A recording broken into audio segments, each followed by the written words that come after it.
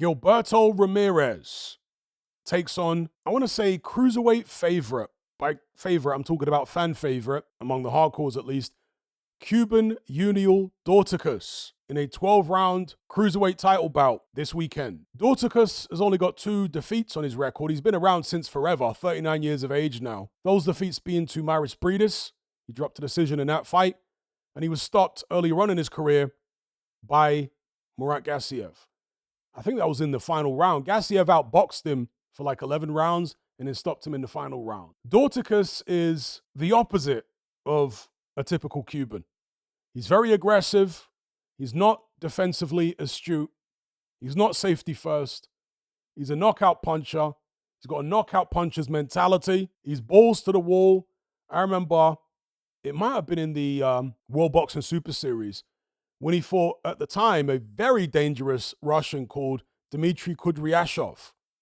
He took the fight to Kudryashov early and knocked him out. You guys remember that? When Dorticos fought Kudryashov? So, yeah, he's a gunslinger. Going in there against Gilberto Ramirez, who's now unified champion at cruiserweight.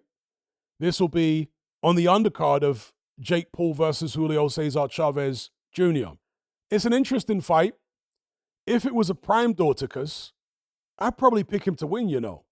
Even though Gilberto Ramirez does have skills, and I think he's got better skills than Dorticos, Dorticos is the naturally bigger man. Even though Ramirez was able to outbox Chris Smith, Smith still put hands on him. Smith, for my money, doesn't have the kind of power or creativity in his offense as a prime Yuniel Dorticos. So yeah, prime Dorticos, I'd probably pick him over Ramirez. This version of Dorticos, 39 years of age, okay, he has fought once a year for the past few years, so he's been inactive, right? You can look at part of his record there.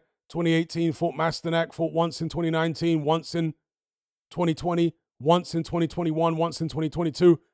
Didn't fight at all in 2023 and fought once last year, won by knockout. So inactivity, Ramirez has been far more active and he's been fighting at a much higher level.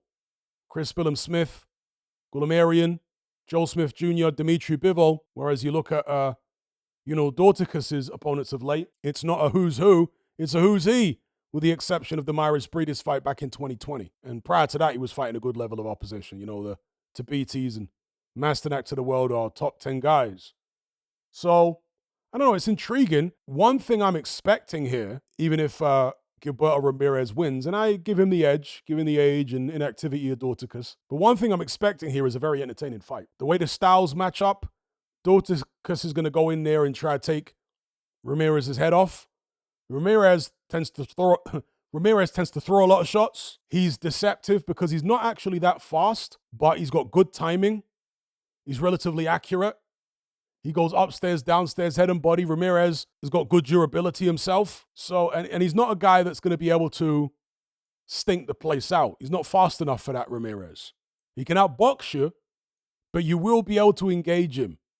He's not so fast and slick that he can just freeze you out in a fight, unless you're extremely slow, which Dorticos, last time I watched him at least, was not. So yeah, I'm intrigued by this one. I'm edging Ramirez, but what say you in the live chat?